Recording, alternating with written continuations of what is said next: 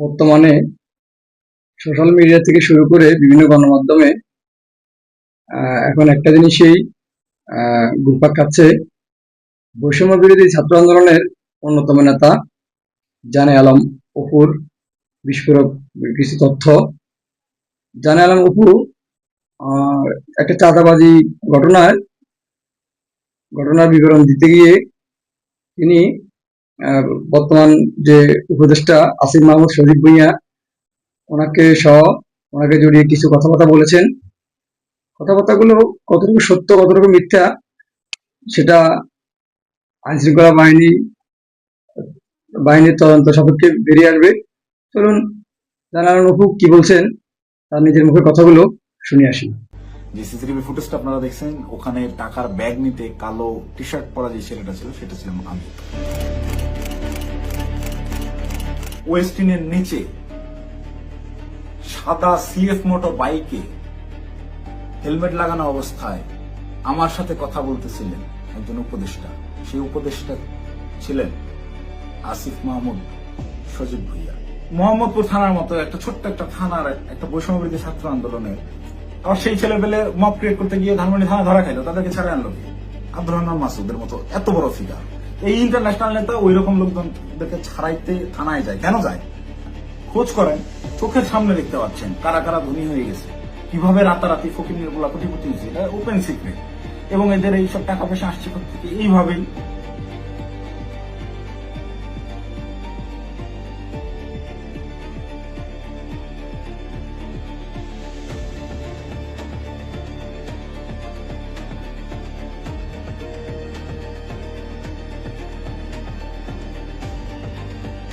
আসসালামু আলাইকুম, আমি জানে আলম অপু। সম্প্রতি গুলশানে বরিশালের এই যে নারী এমপির বাসায় চাঁদাবাজির যে ঘটনার ভিডিও ফুটেজ ভাইরাল হয়েছে, যে সিসিটিভি ফুটেজটা আপনারা দেখছেন, ওখানে টাকার ব্যাগ নিতে কালো টি শার্ট পরা যে ছেলেটা ছিল সেটা ছিলাম আমি।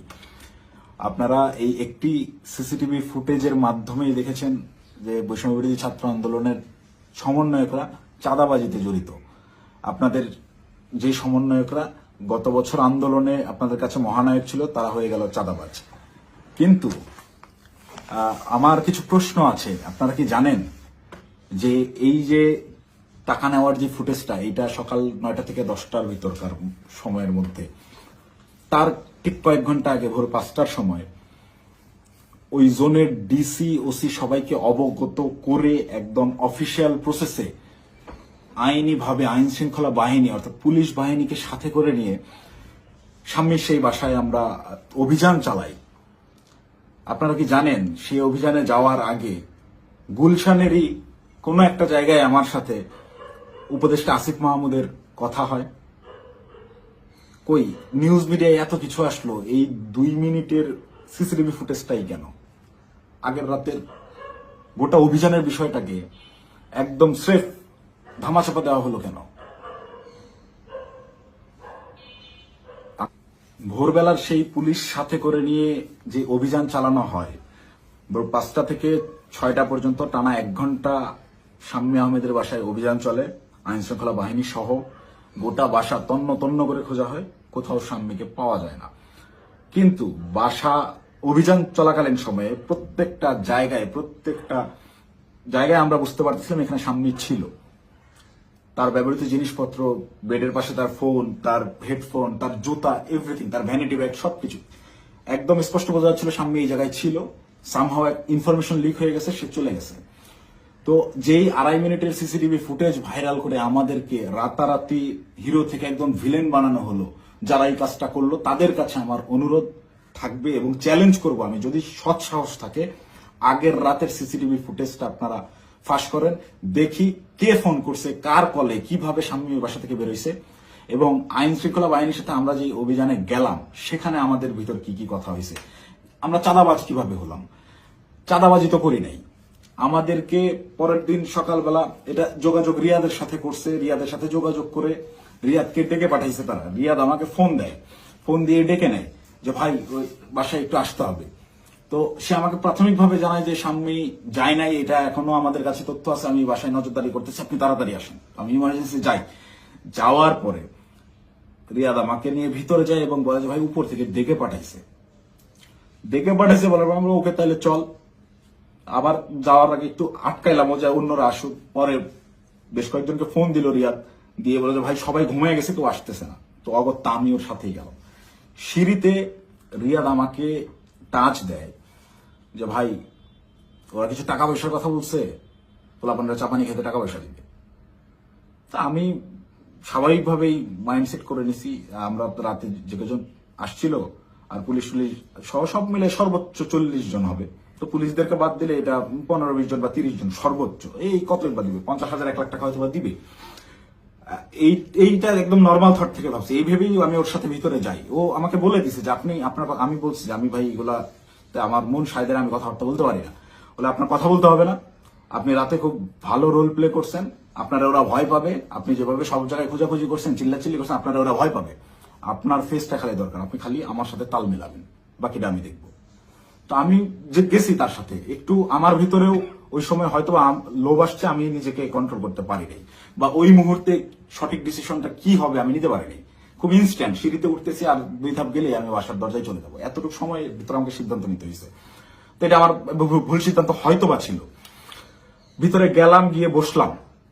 বসার পরেই ওই স্বামীর হাজবেন্ড এসে 5 লাখ টাকার অফার করে যে আমি তোমাদেরকে 5 লাখ টাকা দিচ্ছি, তোমরা যারা ছিলে তোমরা চা পানি খায়ও, আমরা শান্তিপ্রিয় মানুষ, আমি সারা জীবন চাকরি করছি, কোনো রাজনীতি করি নাই, চাকরির রিটায়ারমেন্ট শেষে এখানে আছি, রেস্ট করতেছি, এই বয়সে এসে আমাদেরকে আর তোমরা হয়রানি করিও না, আমি কোনো রাজনীতির মধ্যে নাই, তা আমাদেরকে একটু শান্তিতে থাকতে দাও। এবং উনি আরো একটা প্রশ্ন করেন যে আমাদের তথ্য তোমাদেরকে কে দিছে, তোমরা কিভাবে জানলা যে আমরা এখানে আছি।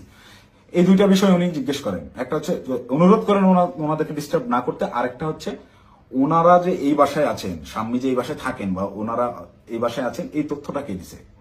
এই 2টা ইসের বিনিময়ে সে 5 লাখ টাকা দিতে রাজি হয় এবং আনতে চলে যায় এখন, যে তো আমি তোমাকে 5 লাখ টাকা দিচ্ছি, তোমরা এটা নিয়ে যাও।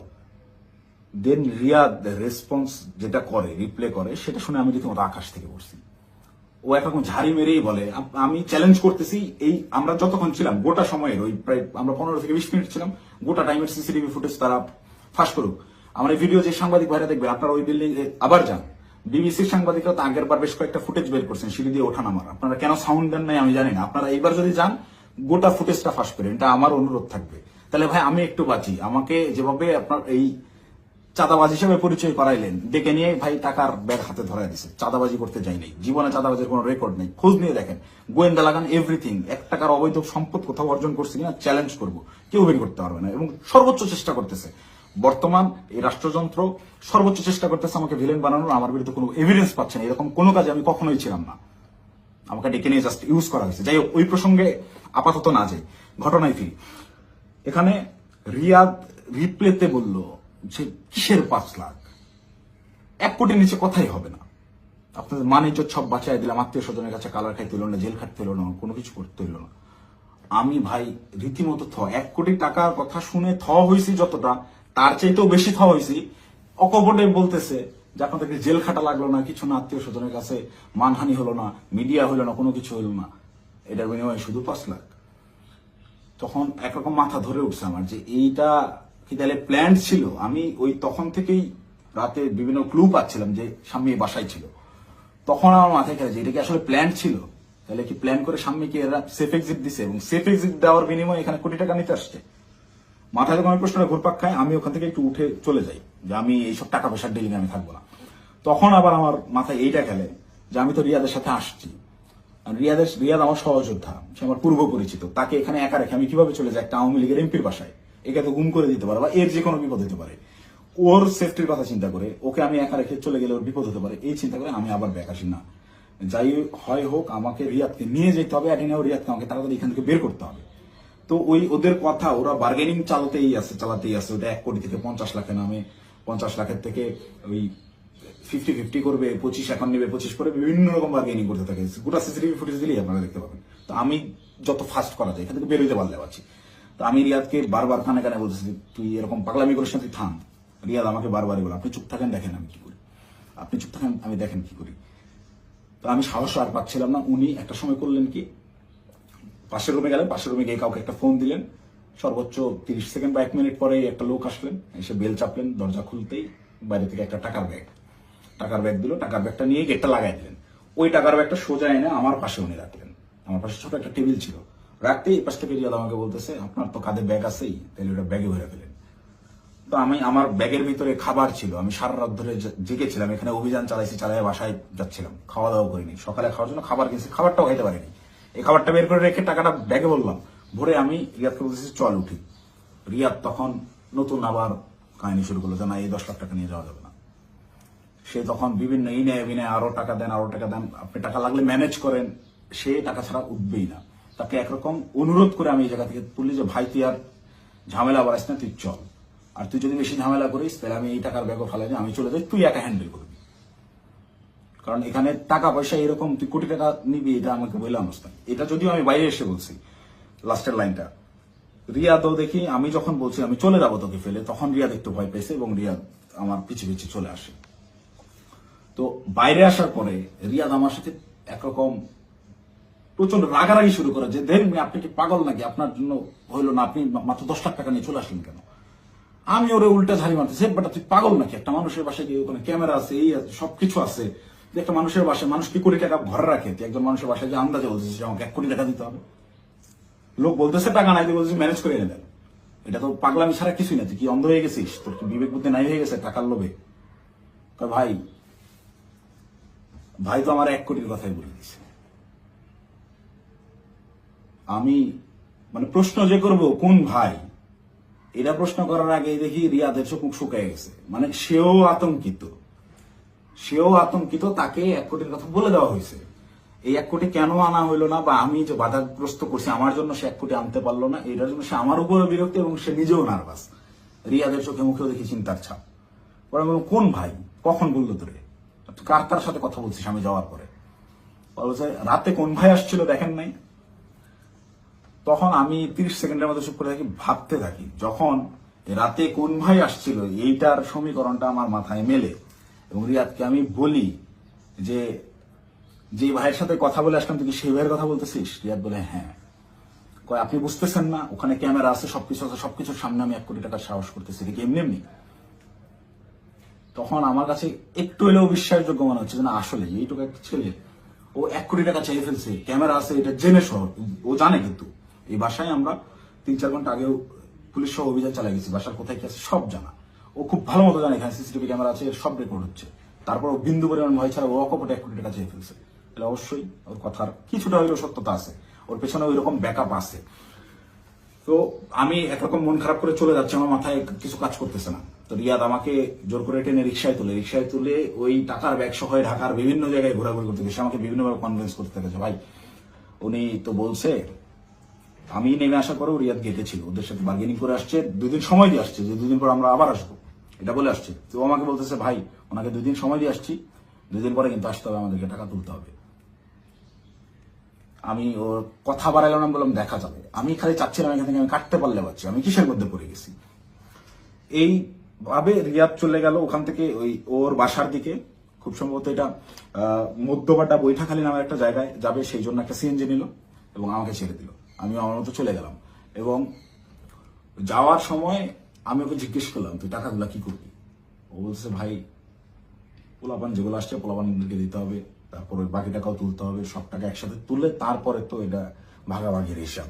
আমি তো টাকাই তো তুলতে পারলাম না, এটা তো যা দিচ্ছে এটা তো আজকের পোলাপানেরই খরচ, পোলাপানের চাপানি খাইতে দিছে। আমি একটু চিন্তায় পড়লাম, তারপর আমি বললাম তাহলে পোলাপানদের দিয়ে দিস। ও বলছে ওকে, বিকালবেলা ইনশাল্লাহ এটা ভাগাভাগি করবো, আপনাকে ফোন দিয়ে জানাবো। তো বিকালে আমি তো এর মধ্যেই আমি বেশ কয়েকজনের সাথে রাতে যারা ছিল তাদের বেশ কয়েকজনের সাথে যোগাযোগ করি এবং তাদের কথাবার্তা আমি সরাসরি স্বীকার করি নাই বা বলি নাই যে রিয়াদ এরকম করছে। তাদেরকে আমি বিভিন্নভাবে ঘটনাটা সম্পর্কে অবগত করার চেষ্টা করি যে তোর এরকম কিছু হয়েছে কিনা বা রিয়াদ কোনো টাকা পয়সা দিয়েছে কিনা। তো সবাই অস্বীকার করতেছে, মানে যারা আসছিল এই অভিযানটা চালাইতে তারা কেউ এই বিষয়ে অবগতই না। তার মানে এখানে ওই যে আমাদের গ্রুপে ইনফরমেশন দেওয়া হলো অমুক বাসায় আওয়ামী লীগের এমপি আছে বলে ছাত্রদেরকে চেতায় দেওয়া হলো, চেতায় দিয়ে এই ছাত্রদেরকে মব করতে পাঠানো হলো। ওখানে ছাত্রদেরকে পুলিশ বাহিনী সহ ওই এমপির বাসায় পাঠাইয়া ওই পরিবারকে ভয়ভীতি প্রদর্শন করা হলো। করার পরে ছাত্ররা সবাই যে যার মতো বাসায় চলে গেল। তারপরে চাঁদাবাজের দল চাঁদাবাজি করতে আসলো। ঘটনা এইটাই। এখান থেকে মাঝখান থেকে সাধারণ ছাত্ররা ব্যবহৃত হইলো। এই ব্যবহারের তালিকায় সেদিন আমিও পড়ছি, আমিও ব্যবহৃত হয়েছি, এবং বিভিন্ন সময় বিভিন্ন ঘটনায় এরা এইভাবে বিভিন্নভাবে ছাত্রদেরকে ব্যবহার করে এইসব করে। তারপর বিকালবেলা রিয়াদ আমাকে ফোন দেয়, ফোন দিয়ে ডাকে হচ্ছে রামপুরায়। তো এমনিতেই আমি হাতিরঝিলে যেতাম। তারপরের দিন আমাদের বেসরকারি বিশ্ববিদ্যালয়ের প্রোগ্রাম হাতিরঝিলে, সেই প্রোগ্রামের বাস্তবায়ন কমিটিতে ছিলাম, ভেন্যু পরিদর্শনের জন্য যাওয়ার কথা। এমনিতেই যেতাম, তো ওর কথা শুনে আমি একটু হাতিরঝিল থেকে আগায় গেলাম রামপুরার দিকে। তো ওর সাথে যখন যাই, সে আমাকে বিভিন্নভাবে কনভিন্স করার চেষ্টা করে যে ভাই আপনি অপ্রস্তুত হয়ে পড়ছেন, এটা বুঝছি, কিন্তু এটা এভাবেই হয়, এরকমই, আপনি বলার জন্য আপনি জানেন না। সে আমাকে ইনে বিনে বিভিন্নভাবে প্রলোভন দেওয়া শুরু করে যে আপনি আপনি এ যাবত আপনি কয় টাকার মালিক, আপনি কয় টাকা কামাইছেন। দেন আমি ওকে ডিরেক্ট বলি যে ভাই এই মাসে আমার সেমিস্টার ফাইনাল পরীক্ষা গেছে, আমি টিউশন ফি দিতে পারি না, জন্য পরীক্ষা দিতে পারিনি। আপনার জায়গায় যদি আমি থাকতাম, রিয়াদ সরাসরি আমাকে বলছে, আপনার ফেস যদি আমার থাকতো, আমি যদি আপনার ওই আপনার কেন্দ্রীয় যে পদ, সেই পদ যদি আমার থাকতো, এতদিন আমি কমপক্ষে 20 কোটি টাকা কামাইতাম। রিয়াদ আমার মুখের বলছে আপনি একটা বলো। তো আমার এই কথাগুলো শুনে আরো বেশি খারাপ লাগতে লাগলো যে কি বলে। প্রচন্ড মন খারাপ। আমি ওকে বলি যা হয়েছে বাদ দে, আমরা হাতিরঝিলে যাই, প্রোগ্রামের কি অবস্থা দেখি। আমার মূল কনসার্ন আমার আবার সাংগঠনিক কাজে ফেরা। তো হাতিরঝিলের প্রোগ্রামের ওইটা পরিদর্শন করে ওই জায়গা থেকে সন্ধ্যা হয়ে গেছে। রিয়াদ আমাকে কন্টিনিউয়াসলি পুশিং করে যাচ্ছে। সে আমাকে নিয়ে মহাখালী যায়। মহাখালী ওখানে ইয়ামাহার শোরুম থেকে সে আমাকে একটা বাইক কিনে দেয়, এবং এটা সে প্রায় সময় এরকম হয়েছে যে রাত বেশি হয়ে গেছে, আমি বাসায় ফেরার জন্য সেফ কোনো কিছু যানবাহন পাচ্ছিলাম না। ম্যাক্সিমাম টাইম আমাকে ওই উবার ভাড়া করে যাইতে হইতো। আমি ওদের কাছ থেকে টাকা ধার নিতাম, এবং প্রায়শই এটা বলতাম যে আমার একটা বাইক থাকলে খুব ভালো হতো। এইটাকে সে কাজে লাগে, আমাকে একটা বাইক কিনে দেয় সে, আমাকে সাথে করে নিয়ে গিয়ে, এবং সে আমার পিছনে বাইকে চড়ে ঘুরে ঢাকা শহরের বিভিন্ন জায়গায়। এবং পরবর্তীতে পরের দিন অনুষ্ঠানটা শেষ হয় কোনো মতে, 18 তারিখের প্রোগ্রামটা শেষ হওয়ার পরে সে রাত্রেবেলা আমাকে ফোন দেয় যে ভাই 2 দিন তো হয়ে গেল, আমাদেরকে ওই বাকি 40 লাখ টাকা আনতে যাইতে হবে, এটা তো 1 কোটি নেওয়া যেত, আপনি খালি পাকনামি করে 50 লাখ নামা দেন। তখন তো আমি অস্বীকার করি, না ভাই আমি এইসব কাজে আর যাবো না। দেন আমাকে ডিরেক্ট ব্ল্যাকমেল, আপনি ওই টাকা দিয়ে বাইক কিনছেন, আপনার ফুটেজ আছে তো, আপনি বাইক কিনছেন, শোরুমে ডকুমেন্টস আছে, আপনি তো এটার পার্ট, আপনি তো টাকা ভোগ করছেন, আপনাকে তো যাইতেই হবে। তখন আমার মাথা রীতিমতো কাজ করা বন্ধ করে দিচ্ছে যে আমি তো পুরো ট্র্যাপে ফেসে গেছি। আই হাই, বাইকটাই আমি কেন নিলাম, আমার ভোটার আইডি কার্ডটাই ওখানে আমি কেন দিলাম, আর এই হারামজাদার টাকা আমি গেলামই বা কেন। প্রচন্ড রকম আফসোস শুরু হলাম, আমি এই কিসের মধ্যে পড়লাম এরকম ভাবতে হবে। সারা রাত আমার ঘুম হয় নাই। আমার ফেসবুকে গেলে এখনো ওই দিন আমার দেওয়া যে স্ট্যাটাসটা, আমি প্রচন্ড মেন্টাল ট্রমায় আছি। তার আগের রাত, সারা রাত ধরে গত বছর জুলাইয়ের সেই আন্দোলনের স্মৃতিগুলা, এই আমার ভাইদের রক্তাক্ত সেই দেহগুলা, এই গুলি চালানোর দৃশ্যগুলো সবকিছু আমার চোখের সামনে ভাসতে থাকে। আমার ভাই সারা রাত ঘুমায় নাই যে কি করলাম, কি হচ্ছে, কি এটা কি। মানে আমি পরের দিন সকালে এটা পোস্টও করছি যে আমি প্রচন্ড মেন্টাল ট্রমায় আছি, জুলাইয়ের ওই স্মৃতিগুলো আমার মাথা থেকে যাচ্ছে না, আমার চোখের সামনে ভাসতেছে, আমি ঘুমাইতে পারতেছি না, নিজেকে অসহায় লাগতেছে, এই ধরনের একটা পোস্ট করছিলাম। এবং এটা তখন আমার বাস্তব ফিলিংস ছিল। আর উপরে এর আবার রিয়াদের ফোন আসেই, কখন বেরোবেন, কখন আসতেছেন, এই এরকম করতে করতে সন্ধ্যাবেলা আমি বাংলা মোটর অফিসে গেলাম। সেখানে একটা প্রেস ব্রিফিং করা হয় 18 তারিখের প্রোগ্রামে, বেশ কিছু প্রবলেম ছিল সেগুলো নিয়ে। প্রেস ব্রিফিং শেষে রিয়াদ আমাকে বলে উপরে ওয়াটারফল রেস্টুরেন্টে গিয়ে আপনি বসেন, আপনার সাথে কথা আছে। আমি ওয়াটারফল রেস্টুরেন্টে গিয়ে বসি। রিয়াদ সমস্ত ছেলেপেলেকে নিচে নিয়ে গিয়ে চা খাওয়াইয়ে পাঠিয়ে দিছে। পাঠিয়ে দিয়ে সে ওয়াটারফলে আসে এবং আমাকে বলে যে সোজা সাপটা এখন যাইতে হবে, গিয়ে টাকাটা নিয়ে আসতে হবে। আমাকে 2 দিন সময় দেওয়া হয়েছে, 2 দিন পার হয়ে গেছে, আর কোনোভাবে কালক্ষেপণ করা যাবে না, প্রচুর চাপ আসতেছে, আপনি চলেন। তো আমি একরকম চিপাই পড়ে গেছি। ওর কথা শুনে আমি ওই জায়গায় যে রেস্টুরেন্টে বসছি, ওইখান থেকে বের হওয়ার অপশন নাই। তো আমি বাধ্য হয়ে বললাম আচ্ছা চল দেখা যাক। তো এই দিন গিয়ে আমি সর্বোচ্চ চেষ্টা করছিলাম যে কিভাবে এটা এড়ানো যায়। আমি গেটের সামনেই হোন্ডা থামায় ভিতরে ঢুকে দারোয়ানের সাথে কথাবার্তা বলে ওদের উপরে গিয়ে 2টা বেল চেপে আমি খালি ওরা টানতেছি, যারা বাসায় নেই আয়, তুই দরজা খুলবে না, আয় আয়, এই বলে ওকে বের করে নিয়ে আসছি। নিয়ে আসার পরে আবার হোন্ডা টান দিয়ে চলে আসছি। তারপর থেকে ওই দিন থেকে আমি ওর সাথে যোগাযোগ করা বন্ধ করে দিছি। টানা 2 দিন ওর সাথে আর যোগাযোগ করি নাই। ও আমাকে মেসেজ দেয় বিভিন্ন ভাবে, আমি যে টাকা নিছি, আমাকে যে ট্র্যাপে ফালানো হচ্ছে, এইটা বারবার সে উল্লেখ করার চেষ্টা করে। আমাকে মেসেজ করে, ভাই টাকা নিয়ে হারায় গেলেন, খোঁজ নাই কেন। প্রত্যেকটা মেসেজে টাকা শব্দটা মেনশন করে, যেন পরবর্তীতে সেটা স্ক্রিনশট আমার বিরুদ্ধে ব্যবহার করতে পারে, বা আমাকে বোঝায় যে তুমি যে টাকা নিছো এটা কিন্তু এভিডেন্স আছে। আমাকে ব্ল্যাকমেল করার চেষ্টা করে। তো আমি রিয়াদের মেসেজ রেসপন্স করা অফ করে দিলাম একটা সময়। এবং যখন দেখলাম আমি ট্র্যাপে ফেসে গেছি, এবং ওরা যা বলে আমাকে তাই করতে হবে, তখন আমি রিয়াদের সাথে সম্পূর্ণরূপে যোগাযোগ করা বন্ধ করে দেব এবং রিয়াদকে বলি, তুই যদি আমাকে এইগুলো নিয়ে চাপ দিস তাহলে আমি কিন্তু সমস্ত কিছু ফাঁস করে দেবো, এবং ওই বাসায় তুই যদি আরেকবার যাস আমি এখনই ওই বাসার লোককে ফোন দিব, সে যেন থানায় বলে রাখে, পুলিশ দিয়ে তোদের যেন ধরায় দেয়, অথবা এই সিসিটিভি ফুটেজ যেন ফাঁস করে দেয়, আমার যা হবে হবে, তোদের এইসব আমি আর মানতে পারতেছি না। দেন রিয়াদও ভয় পেয়ে যায়, একরকম ও আমাকে থ্রেট মনে করা শুরু করে, ও দেখি রিয়াদ আর ভয় আমার সাথে যোগাযোগ করতেছে না। এবং সর্বশেষ যে ঘটনাটা ঘটে, রিয়াদ যেদিন ধরা খায় সেই দিন সে আমাকে না জানায় গেছে, সে আমাকে থ্রেট মনে করা শুরু করে, এবং এইটা সে তার উপর লেভেলের যে ভাইরা আছে, যে ভাইরা তাকে নিয়ন্ত্রণ করে, সেই ভাইদেরকে সে জানায় যে অপু এটা পজিটিভলি নেয় নাই, প্রচুর সমস্যা করতেছে। আর আসলে পজিটিভলি নেওয়ার মতো না, এই এক্সপিরিয়েন্স আমার লাইফে ফার্স্ট টাইম। তো রিয়াদ ওই দিন যে গেল আমাকে সম্পূর্ণরূপে না জানায়, এবং আমার কোনো আগ্রহ ছিল না, আমি ওইটাতে যাইও নাই, এবং আমি যাব না জন্যই, ওদের এই ট্র্যাপে আমি আর ইউজ হব না জন্য প্রচন্ড রাগে ক্ষোভে আমি একরকম ওই ফোন টোন সব অফ করে একটু সাইলেন্ট হয়ে যাই, যে আমাকে যেন না পায়। আমার ভালোই লাগতেছে না, আমার বিবেকের তাড়নায় আমার মন চাচ্ছিল আত্মহত্যা করি, মানে আমার কিছু করার নাই। ওরা ব্ল্যাকমেল করা শুরু করছে, আপনি হুন্ডা কিনছেন, এই করছেন সেই করছেন। রিয়াদ যেদিন অ্যারেস্ট হয়ে প্রথমে থানায় গিয়ে প্রথম স্টেটমেন্টই এটা দিছে যে এই জায়গায় চাঁদাবাজি জানে আলম অপু করছে, টাকা জানে আলম অপু নিচ্ছে, সেই টাকা দিয়ে সে বাইক কিনছে। মানে এইটা পূর্ব থেকেই ওকে শেখানো স্টেটমেন্ট। টাকা নিলি 10 লাখ, থানায় গিয়ে সাংবাদিকদের সামনে বলতেছে যে এরা 5 লাখ টাকা দিচ্ছে, 5 লাখ টাকায় জানা আলম অপু নিচ্ছে, নিয়ে 3 লাখ টাকা দিয়ে বাইক কিনছে, বাকি টাকা ওর ওয়াইফের চিকিৎসায় খরচ করছে। মুখস্থ বয়ান বলে দিবি, তুই কি জানোস আমার ওয়াইফ অসুস্থ কিনা, আন্দাজে একটা কথা যে বলে দিল। আমার ওয়াইফের গত 6 মাসে ওই রকম মেজর কোনো অসুস্থতা আসে নাই যে যার জন্য মেডিকেলে টাকা দিতে হবে। যাই হোক, রিয়াদ অ্যারেস্ট হয়ে থানায় গিয়ে যখন প্রথম স্টেটমেন্টটাই আমার বিরুদ্ধে দিল, এবং ওই জিনিসগুলো যখন আমি দেখলাম যে আমার সিসিটিভি ফুটেজ ভাইরাল করা হয়েছে, এবং রিয়াদ রিমান্ডে তো গেল পরে, আমি রিমান্ডে যাওয়ার পরে স্টেটমেন্ট দিলেও আমি বলতে পারতাম যে সে নির্যাতনের ঠেলায় হয়তোবা নিজে বাঁচার জন্য দোষ আমার উপর পার করেছে, তা না, সে অ্যারেস্ট হয়ে থানায় গিয়ে প্রথম স্টেটমেন্ট দিচ্ছে আমার বিরুদ্ধে যে এইগুলো সব জানা আলম অপু করছে। এটা তার শেখানো বলে ছিল, তার উদ্দেশ্য ছিল আমাকে কর দেওয়া। এবং এখন পর্যন্ত রিয়াদের বিষয়টাকে ইচ্ছাকৃতভাবে মিডিয়া ট্রায়ালে রাখা হয়েছে, যতক্ষণ পর্যন্ত আমাকে না ধরতে পারবে, এই সমস্ত দোষ আমার উপরে না চাপাইতে পারবে, ততক্ষণ পর্যন্ত এরা থামাবে না।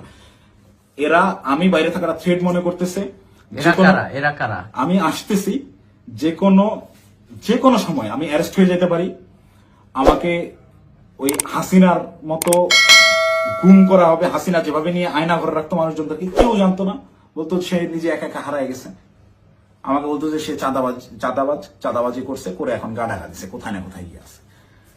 তো আমি জানি না আমার আসলে কি অপেক্ষা করতেছে, তবে আমি মহান আল্লাহ তাআলার কাছে শুকরিয়া জ্ঞাপন করতেছি। হয়তোবা জীবনে কোনো একটা ভালো কাজ করছিলাম, যার বিনিময়ে আল্লাহ তাআলা আমাকে ওই দিন ওই জায়গাটায় নেওয়া থেকে বিরত রাখছিলেন। আল্লাহ তাআলা হয়তোবা চান নাই যে আমি ওই পরিমাণ বেইজ্জতি হই, যার কারণে আমাকে নেয় নাই। আমি শুকরিয়া আদায় করি মহান আল্লাহ তাআলার কাছে, আমি চিরকৃতজ্ঞ। যাই হোক, এখন আমি যে কোনো সময় আমাকে আপনারা জেলখানায় দেখতে পারেন, আমার লাশ আপনারা নদীতে ভাসতে দেখতে পারেন, অথবা হঠাৎ করে একদিন টেলিভিশন খুলে দেখবেন যে আমি ওই বসে আছি, আমার সামনে প্রচুর টাকা পয়সা, মদ, তারপর হচ্ছে অস্ত্র শস্ত্র দিয়ে আমাকে দেখানো হচ্ছে আমি ঢাকা শহরে সবচেয়ে বড় মাফিয়া ছিলাম, গ্যাংস্টার ছিলাম, আমাকে অ্যারেস্ট করা হয়েছে। এরকম যে কোনো নাটকই সাজানো হইতেই পারে। তো এই নাটকগুলো যদি সাজানো হতে পারে, বা আমাকে এভাবে ফাঁসানো হতে পারে, আমাকে দিয়ে এই কথাগুলো বলানো হতে পারে, তার আগেই সঠিক সত্যটা জাতির উদ্দেশ্যে, জাতিরকে জানানোর জন্য আমার এই ভিডিওটা বানানো। এখন আসি, অনেকেই এই ভিডিও দেখে বলবেন যে ভাই তুই এই 4-5 দিন ধরে চুপচাপ থেকে খুব সুন্দর স্ক্রিপ্ট লিখছিস। অনেকে, আমি যখন পোস্ট করছিলাম যে আমি গোটা বিষয়টা ক্ল্যারিফিকেশন একটা ভিডিও দিব, অনেকেই কমেন্ট করছে যে হ্যাঁ ভাই সময় নেন, সমস্যা নাই, ভালো করে স্ক্রিপ্ট লেখেন, তারপর আইসেন। তো এইখানেও যারা বলবেন যে স্ক্রিপ্ট করা হয়েছে, তাদেরকে আমি বলবো ওই 17 জুলাই 16 জুলাই পার হয়ে 12টার পরে, যখন 17 জুলাই পরে, ওই 17 জুলাই ভোর 4:15 থেকে 30 এই 15 মিনিট সময়, কিংবা 4:10 থেকে 4:30 এই 20 মিনিট, বা আমি যদি আরো 10 মিনিট বাড়াই, 4:10 থেকে 4:40 পর্যন্ত 30 মিনিট আমি বললাম, এই 30 মিনিটের ওই যে গুলশান 2 মোড় পার হয়ে যেই 5 স্টার হোটেলটা ওয়েস্টিন ইন্টারন্যাশনাল যে হোটেলটা, এই ওয়েস্টিনের নিচে সাদা সিএফ মোটো বাইকে হেলমেট লাগানো অবস্থায় আমার সাথে কথা বলতেছিলেন একজন উপদেষ্টা। সেই উপদেষ্টা ছিলেন আসিফ মাহমুদ সজীব ভুইয়া। আপনাদেরকে চ্যালেঞ্জ করব, আমাকে ভুল প্রমাণ করার আগে আপনারা ওই সিসিটিভি ফুটেজ জাতির সামনে আনবেন, এনে দেখাবেন যে ওই সময় আসলে এরকম কোনো কিছু ঘটে নাই। আমার সাথে আসিফ মাহমুদ সজীব ভুইয়ার কোনো কথাবার্তা হয় নাই, সে ওখানে আসে নাই। একজন উপদেষ্টা ভোর 4টার সময় বাইকে চড়ে হেলমেটে মুখ ঢেকে গুলশানের মতো অভিজাত এলাকায় কি কাজে আসে, এটা আমার জানার কথা না। আমি তো মামুলি পার্সন, তারা তো হাই লেভেলের পার্সন। আর আমার সাথেই কেন কথা বলতে হয় বা কি বা কথা হয়। এবং ওই যে রিয়াদ বলল রাতে যেই ভাই আসছিল, এবার সমীকরণটা আপনারাই নিলাম যে রাতে কোন ভাই আসছিল, কোন ভাইয়ের সাথে আমার কথা হয়েছে এবং কোন ভাইয়ের কথা রিয়াদ ইন্ডিকেট করছে। শুধু ওই ভাই না, আরো যেসব ভাই আছে সব ভাইরাই এটাতে জড়িত এবং এটা ওপেন সিক্রেট। এই সকল ভাইরা, এই যে আমাদের আসিফ মাহমুদ সজীব ভুইয়া ভাই সেদিন যে সিএফ মোটো বাইকটা নিয়ে আসছে, এই রাত্রেবেলা বাইক রাইডিং করতে সে গুলশানে আসছে, ওই ওয়েস্টিনে 5 স্টার হোটেলে ছাড়া সে বসে না কোথাও।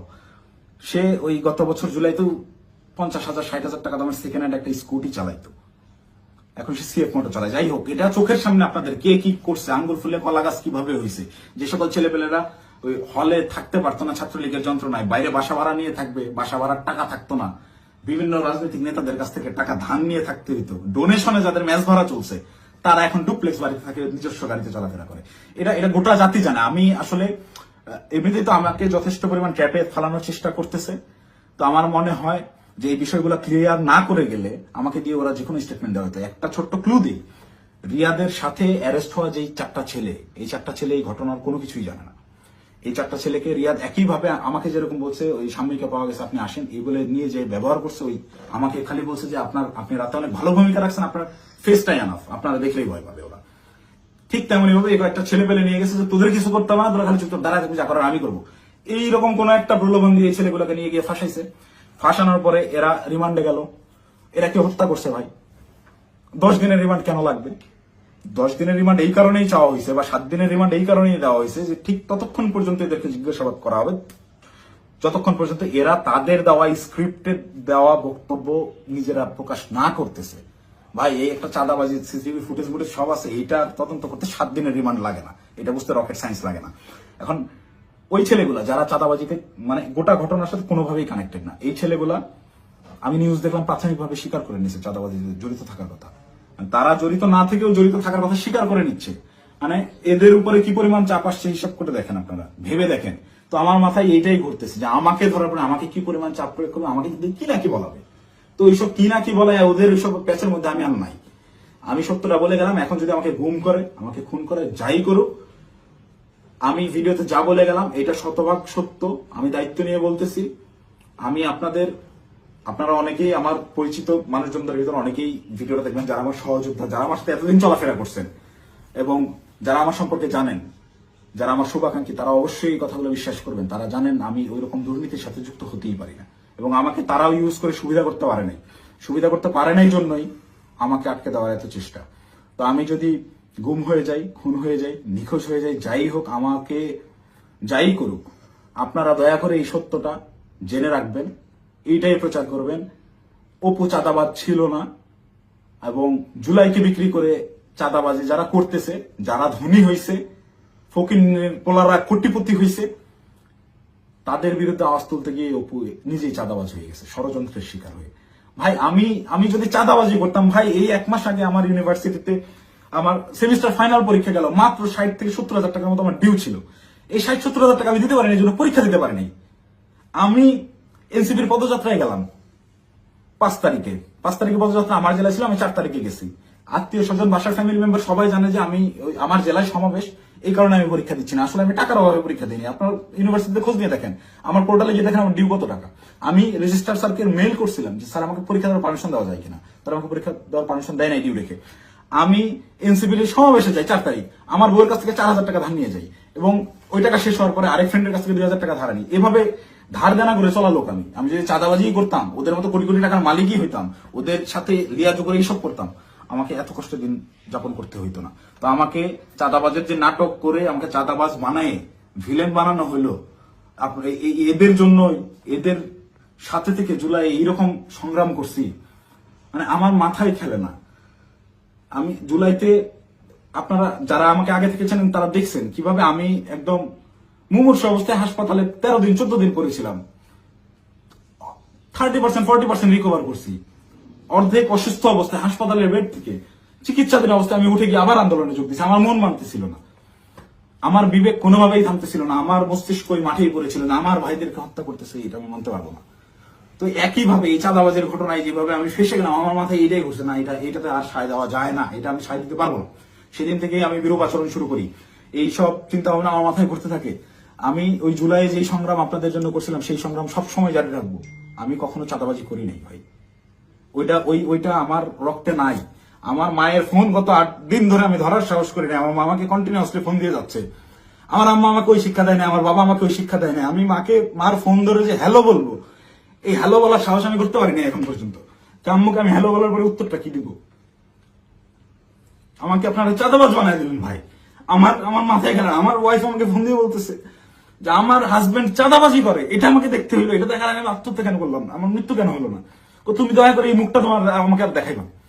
আমি আমার ওয়াইফের ফোন এখন পর্যন্ত আর ধরার সাহস করিনি, ওই যে ফোনটা কাটছি। মানে আমার জীবনটাকে এইভাবে কি, যেই লোকজন আমাকে নিয়ে গর্ব করতো, আমার যেসব আত্মীয় স্বজন ভাই ব্রাদার যারাই ছিল, যারা গর্ব করতো আমাকে দিয়ে, তারা দেখে আমাকে নিয়ে উল্টাপাল্টা লিখছে ফেসবুকে।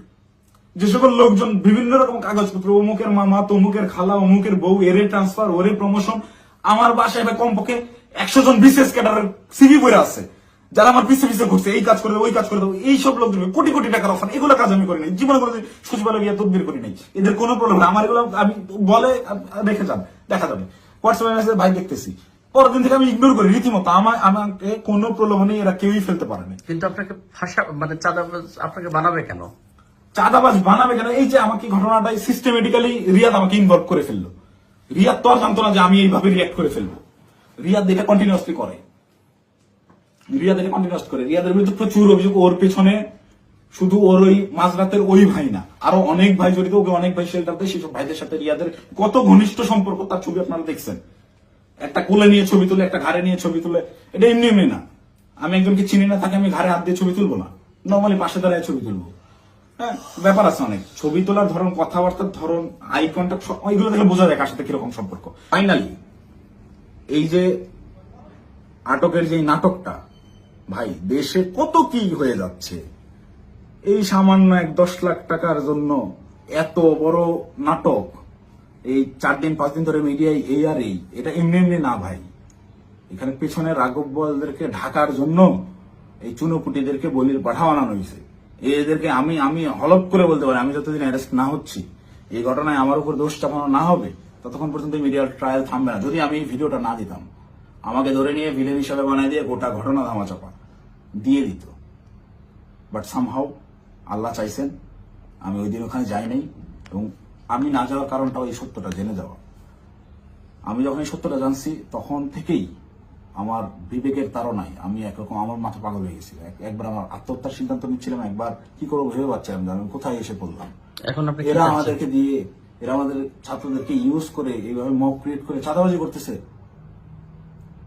আরে ভাই, এই ছাত্রদের রক্তের উপরে যারা এরা উপদেষ্টা হয়েছে, মানে নর্মাল থিঙ্কিং করেন। আপনি যখন এটা ভাববেন, আপনি ওই দিনগুলো যখন স্মরণ করবেন, আপনার চোখের সামনে একজন গুলি গেছে, রাস্তায় রক্ত পড়ে আছে, রক্তটা আপনার চোখের সামনে ভাসতেছে। এই রক্তের উপর দাঁড়ায় থাকা একজন লোক যখন এই রক্ত যারা ঝরাইছে, সেই সকল ছাত্রদেরকেই আবারও ইউজ করে স্বার্থ হাসিল করতেছে। আমি তো মিথ্যা কথা বলতেছি না, খোঁজ করেন, চোখের সামনে দেখতে পাচ্ছেন কারা কারা ধনী হয়ে গেছে, কিভাবে রাতারাতি ফকির নির্মলা কোটিপতি হয়েছে, এটা ওপেন সিক্রেট। এবং এদের এইসব টাকা পয়সা আসছে থেকে এইভাবেই প্রত্যেকটা গ্রুপ। এই যে মোহাম্মদপুর থানায় আহ্বায়কের গ্রেফতার হইল, মোহাম্মদপুর থানার মতো একটা ছোট্ট একটা থানার একটা বৈষম্যবিরোধী ছাত্র আন্দোলনের আহ্বায়ক, যে ভোলা থেকে উঠে আসছে একটা ছেলে, সবাই মাত্র পলিটেকনিক পাস করে আসছে, অনার্সে ভর্তি হয়েছে, বিএসসি করতে ভর্তি হয়েছে। এই ছেলে ঢাকা ইউনিভার্সিটিতে পড়ুয়া স্টুডেন্টের কাছে 1 কোটি টাকা চাঁদা চাচ্ছে। আর সেই ছেলে পেলে মব ক্রিয়েট করতে গিয়ে ধানমন্ডি থানা ধরা খাইলো, তাদেরকে ছাড়াই আনলো গিয়ে আব্দুর রহমান মাসুদের মতো এত বড় ফিগার। আব্দুল রহমান মাসুদ তো এখন ইন্টারন্যাশনাল নেতা হয়ে গেছে। সে একটা সেদিন একটু ইসে দেখলাম, সে বলছে আমাকে দেশের সবাই চিনে, ইন্টারন্যাশনাল নেতারাও চিনে, সে ইন্টারন্যাশনাল নেতা হয়ে গেছে। তো এই ইন্টারন্যাশনাল নেতা ওই রকম লোকজনদেরকে ছাড়াইতে থানায় যায়, কেন যায়? ওই রাব্বি রাব্বি নাম ছিল ছেলেটার, মোহাম্মদপুরের রাব্বি, ওই রাব্বি যদি কট খায় ওই জায়গায়, আব্দুল রহমান মাসুদের নামটা ফ্ল্যাশ হয়ে যায়। At any how Abdul Rahman মাসুদকে, ওই রাব্বিকে সেভ করতেই হবে, কিচ্ছু করার নাই। সে মিডিয়ার সামনে ওই জায়গায় তোপের মুখে পড়ছে আন্নান মাসুদ, তাও রাব্বিকে ছেড়ে আসে নাই। পুলিশের সাথে নেগোসিয়েশন করে নিয়েই আসছে রাব্বিকে তারা ছাড়বে না।